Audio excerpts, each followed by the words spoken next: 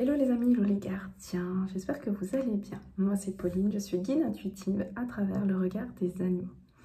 Alors dans cette vidéo, j'aimerais vous partager une réflexion personnelle que j'ai eue suite à un événement qui s'est passé dans ma vie avec un couple d'amis. Et ça m'a fait réfléchir sur la communication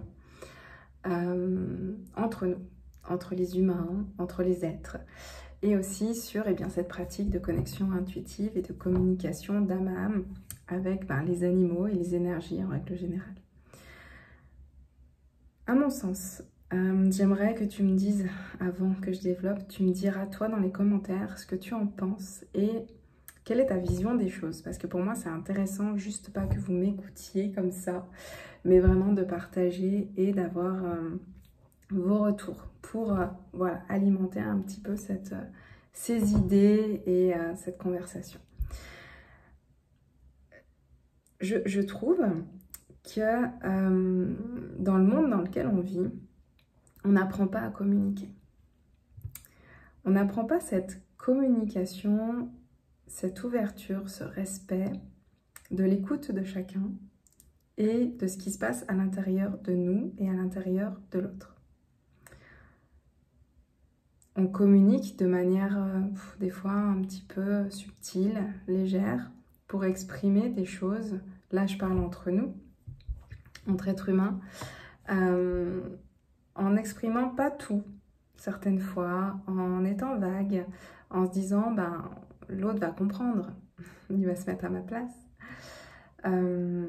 Mais en fonction de qui l'on est, en fonction de notre vécu, en fonction de tout plein de choses, de comment on a vu aussi le schéma de communication, comment on a été élevé, et bien parfois on ne comprend pas l'autre en fait.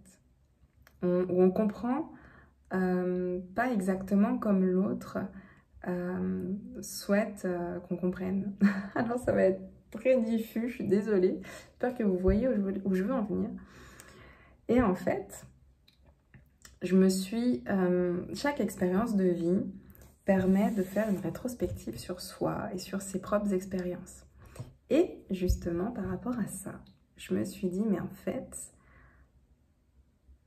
si on n'est pas clair dans nos attentes, dans nos demandes, si on n'est pas ouvert, si on pense qu'on a la science infuse, que tout ce qu'on dit c'est la vérité, si on est quand même relativement fermé à l'écoute de l'autre, du ressenti, du prisme, de se dire mais ok, cette personne me dit ça, qu'est-ce que ça fait à l'intérieur de moi, en quoi ça résonne?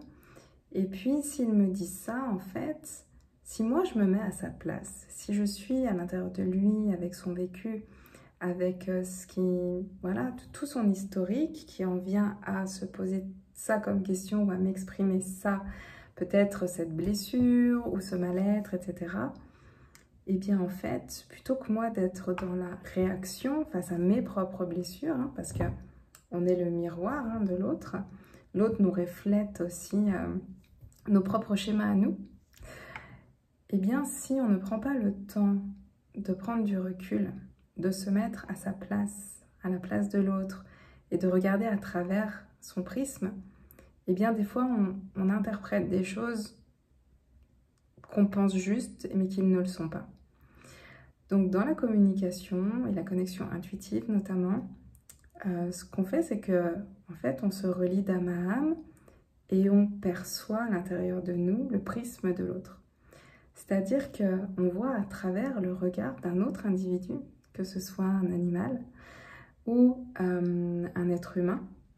Donc moi, en séance individuelle, à travers le regard des animaux, je me relie à vos énergies avec votre accord et je perçois ce qu'il y a à l'intérieur de vous, je me mets à votre place.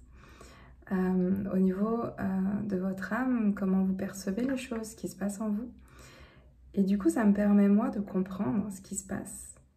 Et quand on est en connexion avec les animaux, c'est pareil, ça me permet de comprendre, en fait, la vision de l'animal, pourquoi il réagit comme ça, quelle est la sensation dans son corps, quelle est sa vision. Et quand on fait ça dans la vie de tous les jours, quand on se met à la place de l'autre, quand on prend le temps d'écouter, quand on prend le temps de comprendre, quand on prend le temps de répéter d'une autre manière ce que l'autre a voulu dire, est-ce que c'est bien ça que tu veux exprimer et que tu ressens à l'intérieur de toi dans ce que tu me partages? Eh bien, à ce moment-là, on peut avoir une communication beaucoup plus consciente, beaucoup plus apaisée et avec une écoute réelle de ce qui se passe chez l'autre. Et ce qui fait que dans l'échange, dans la communication, quand il y a des problèmes, quand il y a des petites choses à régler ou des incompréhensions, ça permet d'apaiser en fait la relation, de comprendre ce qui se passe chez l'autre et d'être dans une acceptation de voilà son prisme, voilà son point de vue et c'est ok. Voilà le mien et c'est ok aussi. Et du coup, la relation, elle est beaucoup plus fluide et la communication beaucoup plus légère dans toute la relation avec l'autre. Et ça vaut également pour la relation, pour le lien qu'on a avec les animaux. Quand on se pose réellement la question de ok, qu'est-ce qui se passe en lui et à l'intérieur de lui? Je souhaite comprendre. Donc voilà, sans jugement, avec juste authenticité et avec tous les bagages que peuvent avoir les animaux, les humains que l'on côtoie et qu'est-ce qui résonne à l'intérieur de nous, surtout face à ce questionnement. Donc j'espère que j'ai pas été trop vague, j'ai pas voulu prendre trop de détails, mais voilà, j'ai eu cette réflexion, j'en ai discuté autour de moi avec mon conjoint, mon beau-fils, enfin, c'était voilà, un bel échange et je me disais que ça pourrait être intéressant d'échanger aussi ça avec vous.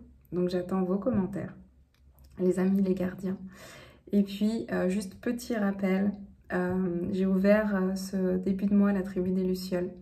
Donc si tu es un peu perdu en ce moment, si tu as besoin de soutien, tu peux intégrer la tribu. Il y a 2 soins par mois. Le prochain là, de ce mois d'octobre, ça va être sur le rééquilibrage des 4 corps, physique, émotionnel, mental et énergétique. Et on aura aussi un bel atelier pour contacter nos animaux défunts.